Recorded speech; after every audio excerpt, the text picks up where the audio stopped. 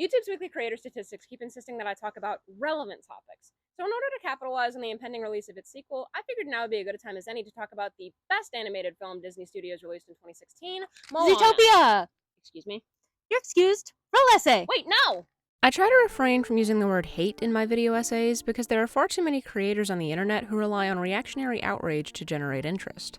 Even in my more critical reviews, I choose to maintain a positive tone throughout. Most art is sincere, and genuine effort should not be on the receiving end of unnecessary scorn. The only 3 exceptions to this rule are Red vs. Blue Season 16, Ruby Volume 5, and of course, Zootopia. This movie infuriates me. It's a well-animated yet profoundly shallow exploration of a very serious topic that will never not be relevant to modern discussions. Racism is a complex and multi-layered issue that is inextricably woven into our society's systems. I won't proclaim to be an expert on this subject. My own whiteness affords me certain privileges and luxuries. The process of educating myself is ever ongoing. These filmmakers clearly had good intentions, but save for Josie Trinidad, every major head of story was white. So Zootopia's messaging was essentially doomed to be ignorant. Where you went, you little Dickens? Oh. Before we begin this evisceration, let's highlight the good stuff. J.K. Simmons, always a voice acting win. Nothing he says here is substantive, but he nonetheless says it well. It was a classic doing the wrong thing for the right reason kind of a deal. The Foley artist from the first 5 minutes has my whole heart. His expressions are hilarious. If the movie had followed his journey instead of Judy's, then this video wouldn't exist. That kid is going places. I love this line. It speaks to the very essence of my soul. Tomorrow's another day. Yeah, but it might be worse. Gideon Grey. Actually, let's put a pin in that. We'll circle back to him later. And, yeah. That's everything. On to the critiques. I popped the weasel! Hops! My capacity to forgive certain nitpicks is directly correlated with a work's thematic cohesiveness. If a flawed story has some solid payoffs, then I'm willing to brush the bulk of my complaints aside. I wanted to like Zootopia when I first watched it, but this movie has so many problems. The more I analyze it, the more frustrating it becomes. There are moments where I am frankly in awe of this film's shallowness. Sir, I'm not just some token bunny. Yes, you are. Allegory is a seductive little beast. It's a valid literary device, but several unintentional pitfalls can develop when you set out to craft an extended metaphor. The more you try to obfuscate meaning, the less you actually talk about the abstract idea. This script is filled with buzzwords and familiar phrases, but these lines don't have any real significance. They exist to create the illusion of depth. I am proud to announce that my Mammal Inclusion Initiative has produced its first Police Academy graduate. Every character in this movie is a mammal. The narrative repeatedly asserts that predators are the historically marginalized party. Why then is a bunny rabbit benefiting from the in-universe equivalent to affirmative action? I think Mayor Lionheart just wanted the sheep vote. It's common practice for politicians to choose running mates who appeal to the demographics they don't represent. America's two-party system is horribly flawed, but this restrictive binary makes it easier for candidates to pick a vice president who's likely to swing some votes. This logic doesn't mesh with Zootopia's established universe. According to Dawn Bellwether, prey outnumber predators 10-1. Mayor Lionheart is a member of that minority. That is a fuck ton of ballots to influence. A bunny can call another bunny cute, but when other animals do it, it's a little... Oh my god. The debate pertaining to the reclamation of slurs is intricate and nuanced. Zootopia is neither of those things. Reappropriating hate speech can feel empowering to some, but those words still retain hundreds of years' worth of derogatory connotations. A person could self-identify with a pejorative term that one of their peers thinks is still offensive and crass. Neither party's stance would be ostensibly incorrect. I don't think this discussion will ever endorse a collective answer. Historically underrepresented groups are not monoliths, so it's up to each and every individual to decide what they're comfortable with. Judy is clearly opposed to being called cute, but she's completely fine with cracking a joke about multiplying. I mean, I am just a dumb bunny, but we are good at multiplying. Double standard much? She also has no problem with carrying a can of fox repellent. Yeah, that's safe to have that. This is Fox Repellent. Okay, the deterrent and the repellent, that's all she needs. Check this out. Oh, for goodness sake. She has no need for a fox taser, Stu. Oh, come on. When is there not a need for a fox taser? Where the fuck did he buy those things? Who invented the muzzle? And how is it still legal to own one? What mammal in this godforsaken universe makes their living from selling items that facilitate hate crimes? Why is everyone okay with these plot holes? I'm losing my mind over here. Wake up, sheeple! It's time for the moment you've been waiting for. Da, da, da, da, da, da, da, da, da, da, da, da, da, da, da, da, da, da, da, da. But watch out, 'cause I'm a fox. And like you said in your dumb little stage play, us predators used to eat prey, and that killer instinct's still in our DNA. I've made fun of this scene a lot. It's admittedly low-hanging fruit, but it's the rotten core of this film's racism allegory laid bare. Let's talk about cannibalism.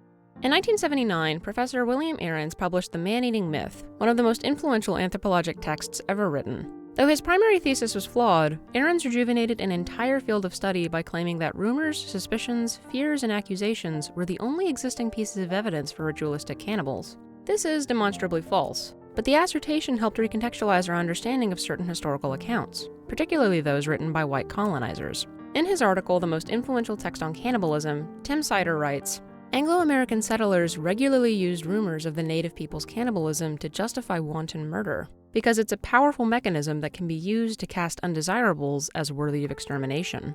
Anthropologists are now far more careful and discerning when it comes to approaching this topic. Real-world racism is irrational and unfounded, but harmful myths such as these were weaponized by white men in power. Cannibalism was yet another tool they used to justify oppressing these savage others. And Zootopia is completely oblivious to this history. It may have something to do with biology. What do you mean by that? We're told that the carnivorous minority simply evolved over time, hence why they're allowed to participate in modern civilization. This metaphor is a failure on so many levels. Prey have a legitimate reason to fear predators.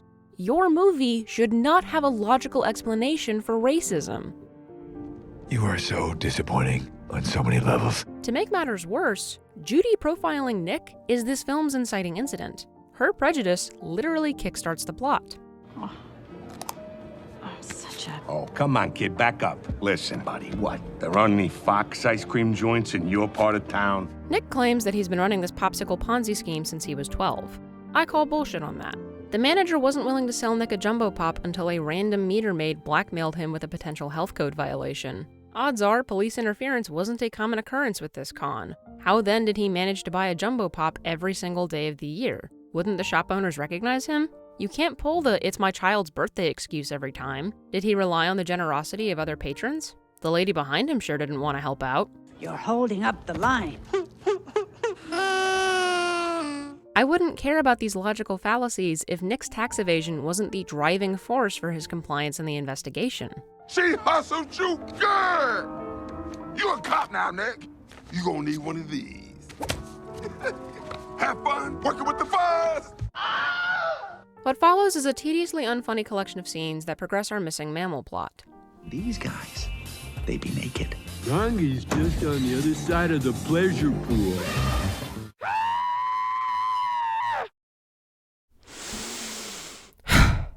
So the historical attitude towards nudity has evolved over time. Anthropologists point to the use of clothing to mark the end of the Neolithic period. Ancient societies associated nakedness with the lower class, and the spread of Christianity created a culture that finds nudism to be sinful and shameworthy. Does Jesus exist in Zootopia's universe? Was there an era of fashion that popularized flapper dresses and zoot suits? Is there an annual equivalent to the Met Gala? Did the person who claimed that Zootopia was the best Disney movie since The Lion King consider any of these questions when they commented on my Fantastic Mr. Fox video? I think not!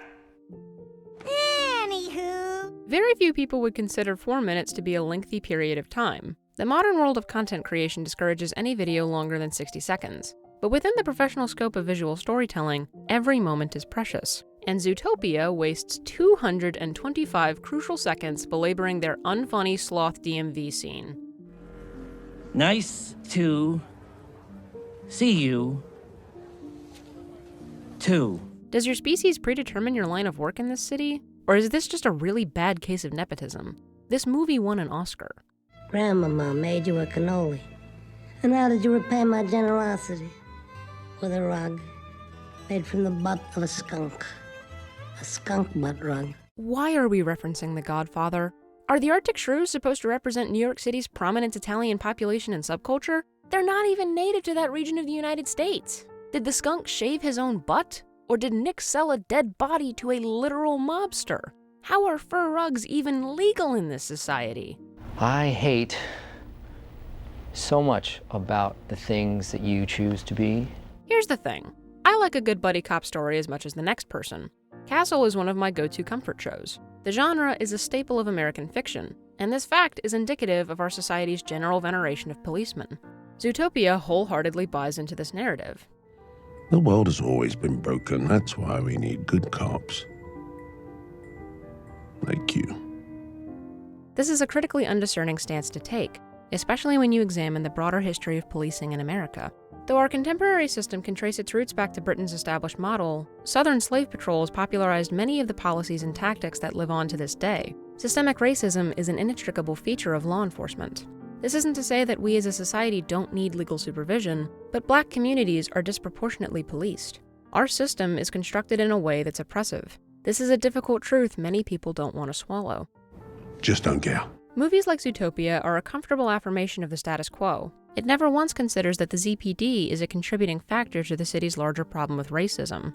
Its critical lens is instead focused on the hypocrisy of Zootopia's slogan, where anyone can be anything. This is a thinly veiled reference to the United States' driving ethos. The American dream asserts that every citizen has the opportunity to better themselves as they pursue life, liberty, and sustained happiness. But the concept of a self-made man doesn't account for luck or privilege. Our social structures are designed to prevent upward mobility. Someone always has to be on the bottom rung. Anyone can't be anything. That ideal is intentionally unattainable. This is a smart metaphor. That being said, I fucking hate this joke. But sir, if Life isn't some cartoon musical where you sing a little song and your insipid dreams magically come true. So let it go. You do not get to make fun of Frozen when your movie's lead single is a shallow and repetitive motivational song. Am I the only person who's incapable of disassociating Shakira with Uncle Kelbo from Wizards of Waverly Place? Sister, brother, let's dance! American idealism is in constant conflict with itself. How does this nation's citizens interpret hundreds of years' worth of mythos? History is always being recontextualized, and that's not necessarily a bad thing. The New Colossus is a Petrarchan sonnet written by Emma Lazarus. Its most well-known quote comes from its second stanza. "Give me your tired, your poor, your huddled masses yearning to breathe free, the wretched refuse of your teeming shore. Send these, the homeless, tempest-tossed to me. I lift my lamp beside the golden door." This poem reframed Lady Liberty as a beacon of hope for immigrants. She became the mother of exiles. This new identity naturally clashed with the harsh living conditions of 19th century New York City, but this contradictory duality is the beating heart of the American experiment. Zootopia is not the land of opportunity Judy thinks it is, but she nonetheless chooses to strive towards that concept. Real life is messy. We all have limitations. We all make mistakes. And the more we try to understand one another, the more exceptional each of us will be. All things considered, that's an admirable stance to take. Change is not impossible, hence why Gideon Gray's return is the best scene in the movie. Hey, Judy, I'd just like to say I'm sorry for the way I behaved in my youth. I had a lot of self-doubt, and it manifested itself in the form of unchecked rage and aggression. I was a major jerk. Cancel culture operates under the presumption that you can't learn from your mistakes. Accountability is important, but to participate in any glorified cyberbullying campaign is to deny an individual's potential for growth. Gideon clearly went to therapy and remade himself. This is triumphant, and we should advocate for this course of action instead of expecting everyone to be fully formed, perfect individuals at all times.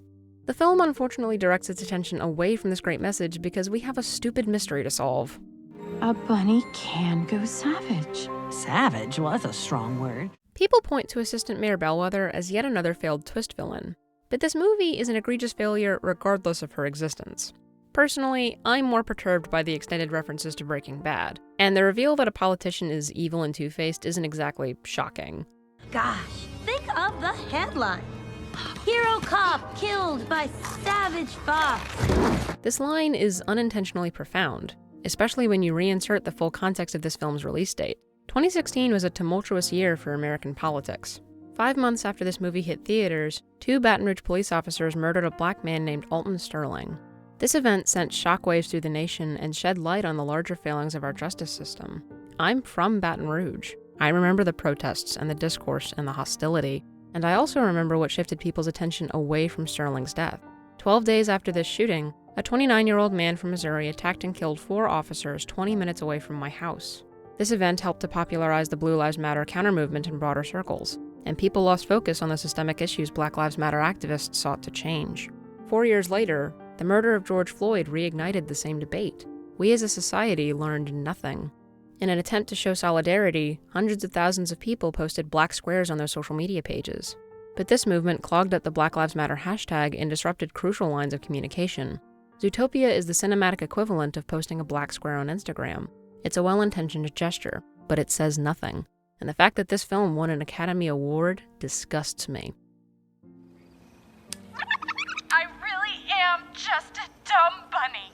During an interview with the direct's Russ Milheim, one of Zootopia 2's producers claimed that the sequel will be just as good or better than the first. I certainly hope he's right, because the bar is, frankly, quite low.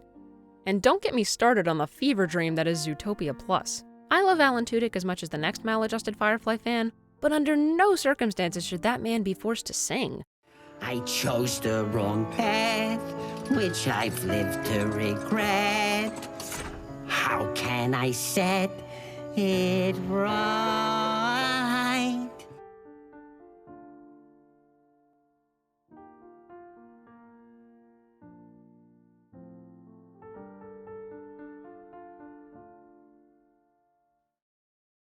Are you going to be talking about the Zootopia abortion comic? It's very, very prevalent to our society. I quit.